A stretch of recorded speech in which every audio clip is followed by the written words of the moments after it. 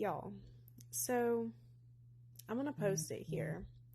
I don't know if y'all remember a post I made about a month ago, and it was basically saying, and it wasn't a video, it was like a community post. And it was saying how the things that have been hidden in plain sight, that have been lost, that they've been hidden in plain sight, they are now being found, okay?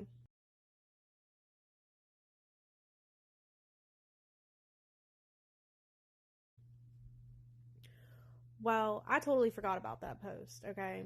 Like I said, I'm gonna post it in the video. So, tonight, I don't know if y'all remember a few weeks ago, I had made a video about some items around my house that have been lost, right? That have went missing. It was my license, which represents identity. It was my daughter's sandals, specifically sandals, okay? It was her floaties, which keep her afloat in the water, right? From drowning in the water. And it was my sunglasses, okay? Now, since I made that video, I have found my sunglasses. I have found my license today. And I have found my daughter's sandals, okay? Oh, one other thing. It was financial loss. It was money that went missing, okay?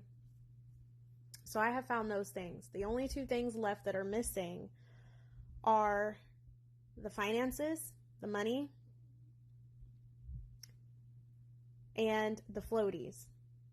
So whatever it is that was keeping this person, this spouse, because that's what God had given me this whole thing about, was the runner, right? Not the stander.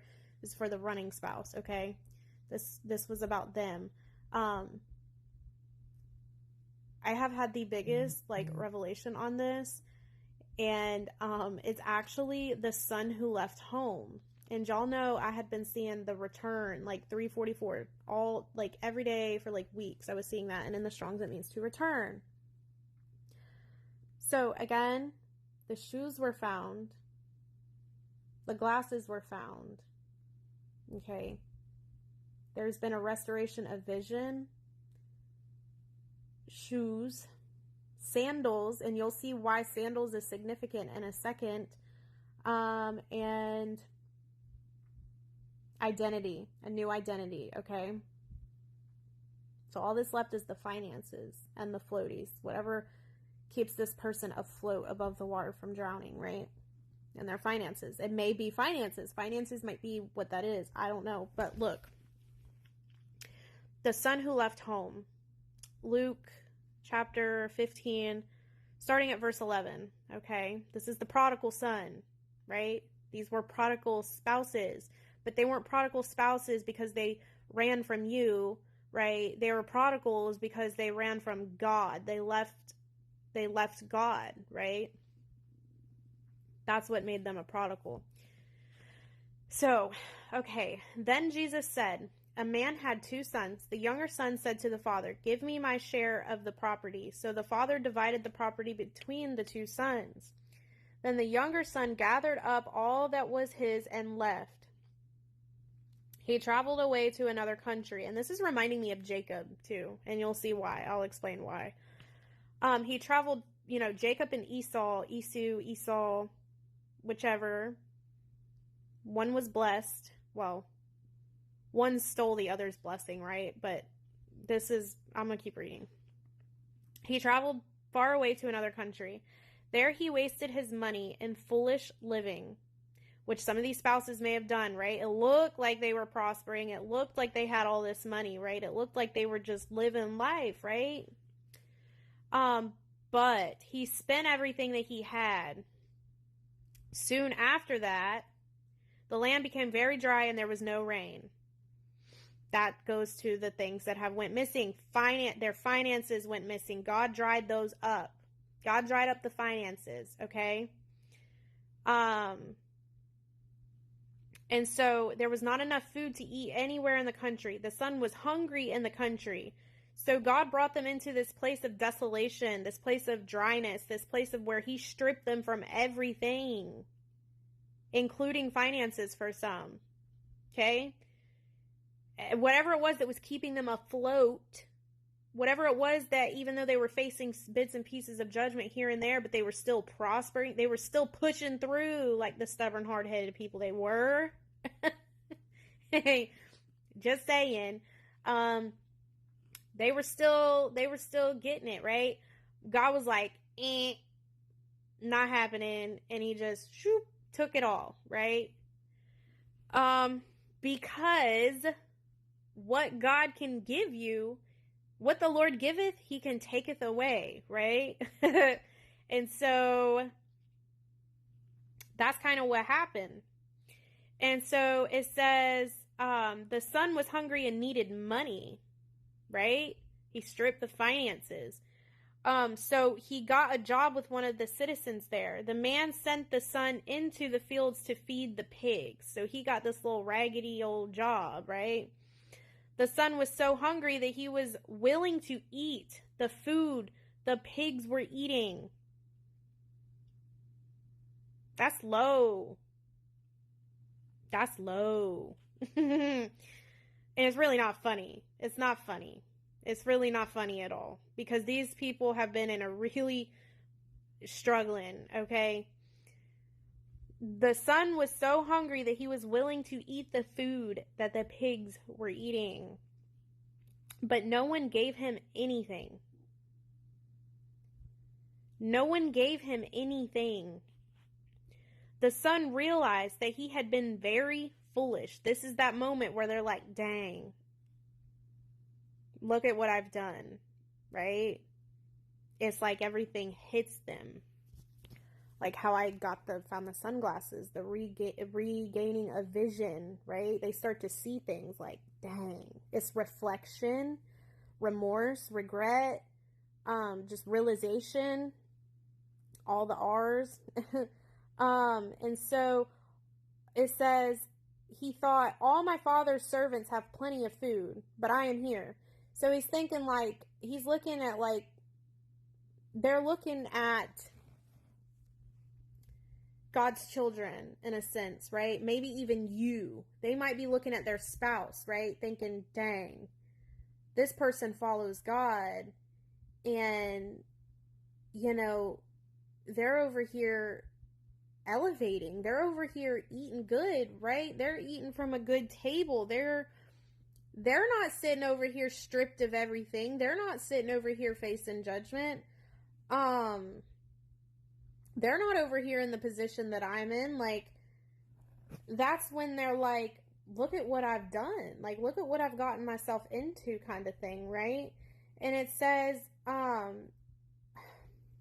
all my father's servants have plenty of food, but I am here almost dying with hunger.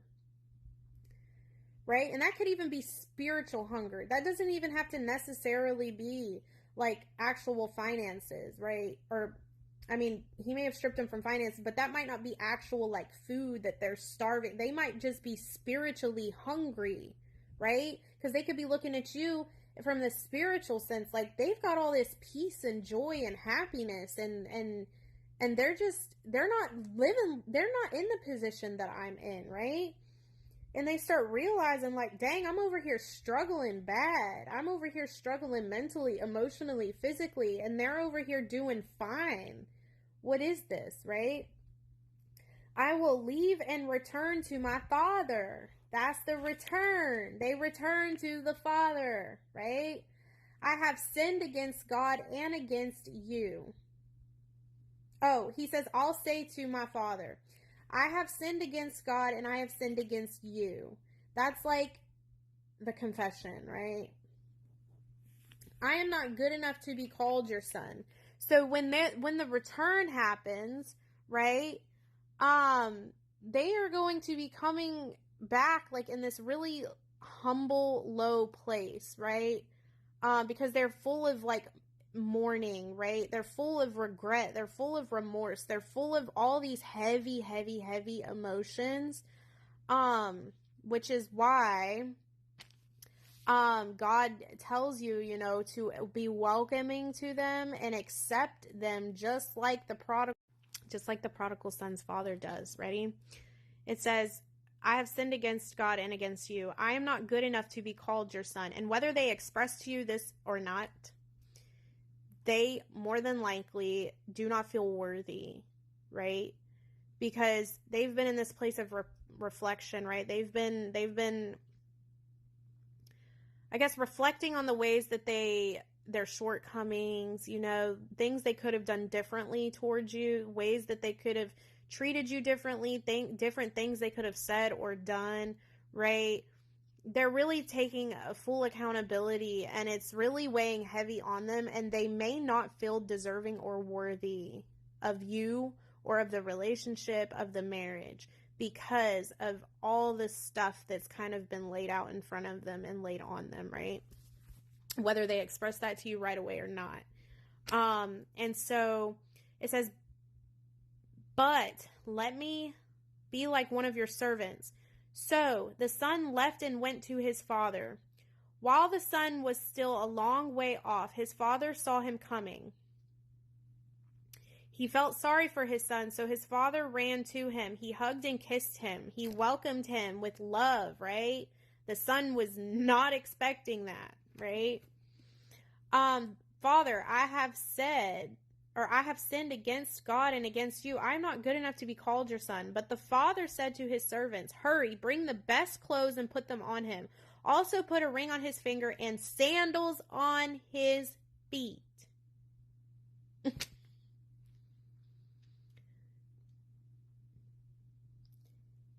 It says, so he's basically dressing him in a new identity, right? And he's blessing him. It says, also put a ring. So it says, and get our fat calf and kill it. Then we can have a feast and celebrate. It's a time of celebration. My son was dead, but he is now alive again, right? Where I found the license today. A new identity was found. He's resurrected. He was lost, but now he is found, right? God leaves the 99 for the one. These people were lost sheep, right? They were lost sheep. They didn't know what they were doing, right? They were being led by the wrong things, right? And they were lost. They were truly lost. They were battling. They were dealing with things. They had things that needed to be dealt with, but they didn't know how, right? They were just lost, spiritually lost. But now they have been found in Christ, a new identity, right?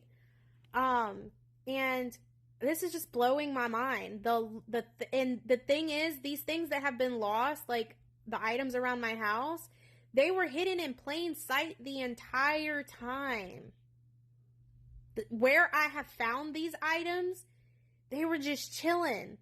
I've been walking through my living room for weeks. Never saw the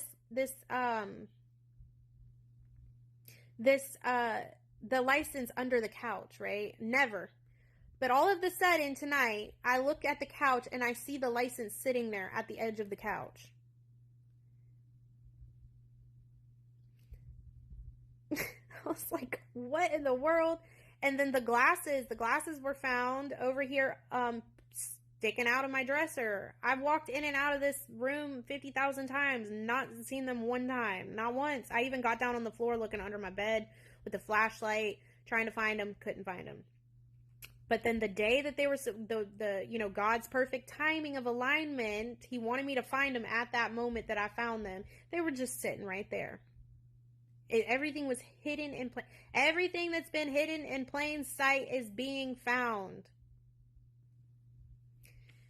So now, remember, the only things that have not been found yet is the floaties and the money. So, I'm getting to that. The oldest son was in the field. As he came closer to the house, he heard the sound of music and dancing. So he called one of his servants and asked, what does all this mean? The servant said, your brother has come back. Your father killed the fat calf to eat because your brother came home safely. The older son was angry and would not go in the feast. So the father went out and begged him to come in. The father said to his,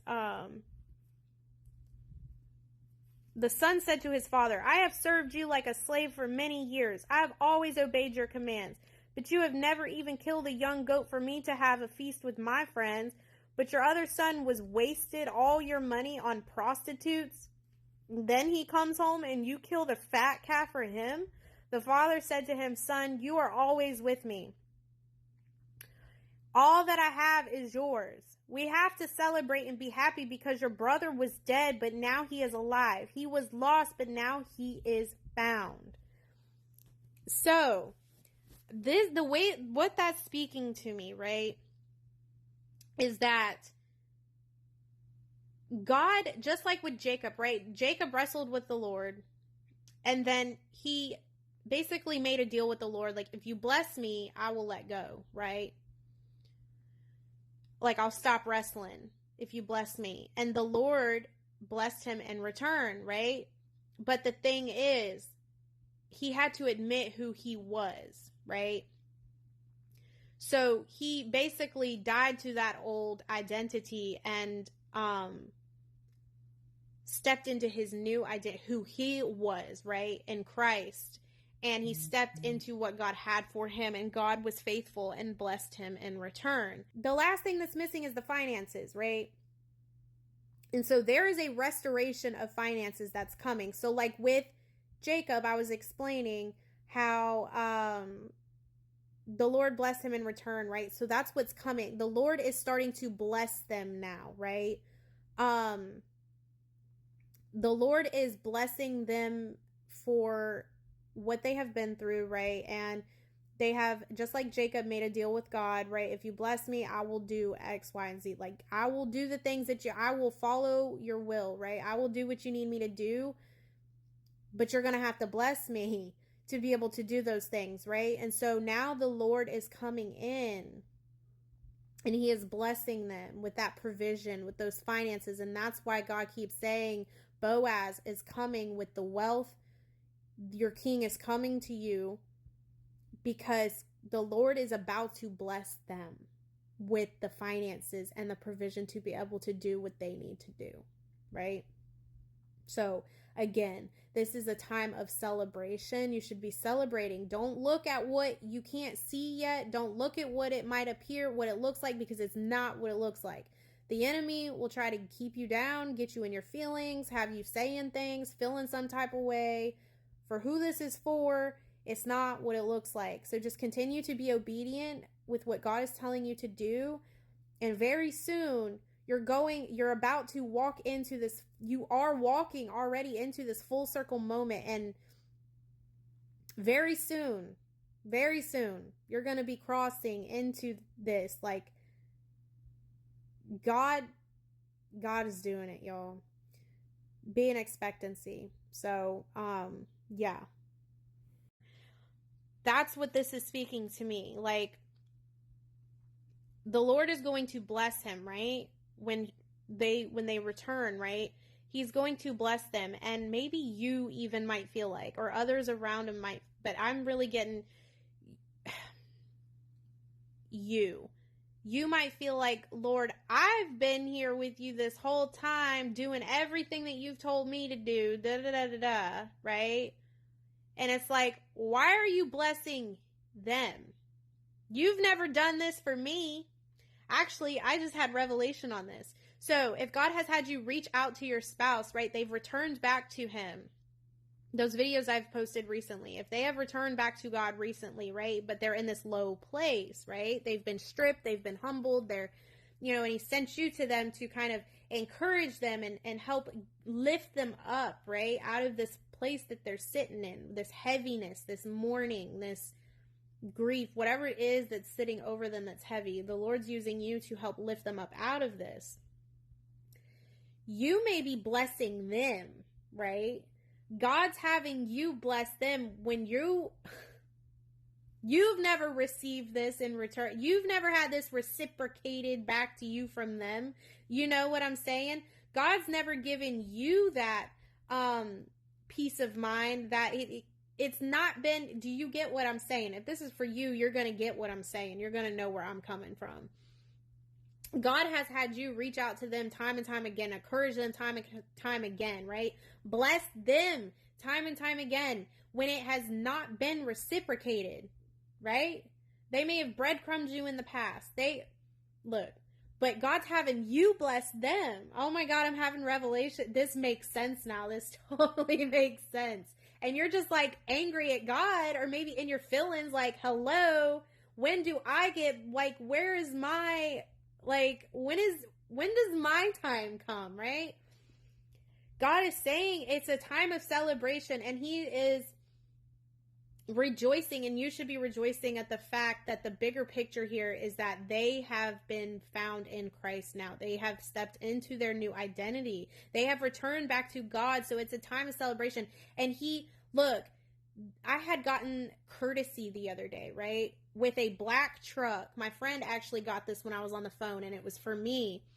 It was a black truck, which represents like darkness, mourning, and the number on it led to like mourning or something in the Strongs. And what God was using this as, like, a courtesy is something that is something supplied free of charge for someone that's paying, for people who are already paying for another service. So basically, you are supplying this person with this comfort, with this encouragement, with all of these things free of charge, because they have already been paying for another service. They have already paid the price, right? And the suffering that they've just had to go through and all of those things, right? So you are basically being a courtesy to them. Courtesy, showing politeness in one's attitude towards another. That is why. It is a time of celebration, right? It is the homecoming, right? They have returned. Y'all, I really hope that this is making sense. And if this is not for you right now, then this may be for you in the future, and it will go ahead and give you a bigger picture here, or a kind of enlighten you on why things are happening the way that they're happening. Now, this doesn't happen this way for everyone though, right? But for who it's for, you're going to know it's for you. It's going to make sense. It's going to make sense. So yeah, the homecoming that I had posted, right? This is a homecoming shower. The dream I had, you know how there's like bridal showers, there's, baby showers. Well, in the dream I had, it was a homecoming shower. There was a shower happening of gifts and all of that, right? For a return. This is all making sense. Oh my God. So they return to God before they return to you, right? So yeah, in this time, that's what's happening. It's a feast. It's a celebration. And you are to be, just like the instructions I posted a few days ago, yesterday maybe, and God confirmed it through literally like a year ago from yesterday. I had posted those videos on TikTok, so I reposted them to YouTube. It's about assisting your husband, assisting your spouse in this time. Like his instruction is to be filling them up with comfort, right? Filling them up, blessing them, right? Because they have returned to the Father. They have now found their new identity in Christ, right? And they're going through a lot. They have been through a lot. And so now they're kind of just trying to get themselves out of this funk, right? There's just heaviness and this mourning and just all these emotions that are sitting with them. And it's a lot, right?